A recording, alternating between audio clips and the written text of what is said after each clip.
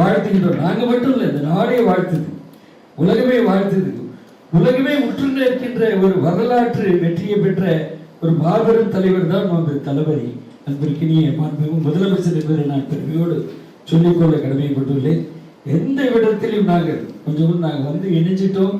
இணைஞ்ச பிறகு எந்த விதத்திலும் நாங்கள் இந்த இயக்கத்தை, தமிழக வெற்றி கழகத்தை விட்டுக் கொடுக்காமல், எந்த சூழ்நிலையில் விட்டுக் கொடுக்காமல் எங்களுடைய பணி முழுமையாக, செம்மையாக, சிறப்பாக அங்கிருக்கும் மன்ற நிர்வாகிகளோடு சேர்ந்து முழுமையாக செயல்பட்டு வெற்றி வெற்றி வெற்றி வெற்றி என்பதை ஒரு குறிப்பிட்டு, அது உள்ளாட்சி தேர்தலாக இருந்தாலும் சரி, நாடாளுமன்ற தேர்தலாக இருந்தாலும் சரி, தலைமை என்ன சொல்லுகிறதோ, தலைமையோடைய கட்டளை என்னவோ, தலைமையோடைய உத்தரவு என்னவோ, மாண்புமிகு நீதிபதி டாக்டர் புரட்சித் தலைவர் அம்மா அவர்களோடு பயணித்த அந்த அனுபவத்தின் அடிப்படையில் அவர்கள் சொன்ன கண் அசைவுக்கு நாங்கள் செயல்படக்கூடிய ஆள்.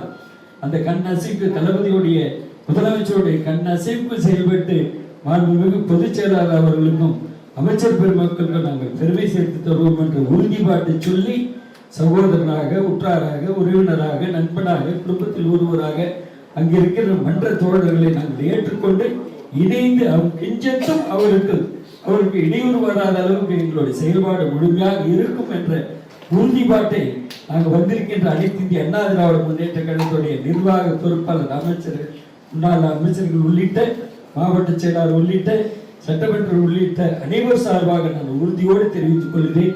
எனக்கு வாய்ப்பளித்தமைக்கு நன்றி பாராட்டி உங்களை வணங்கி விடைபெறுகிறேன்.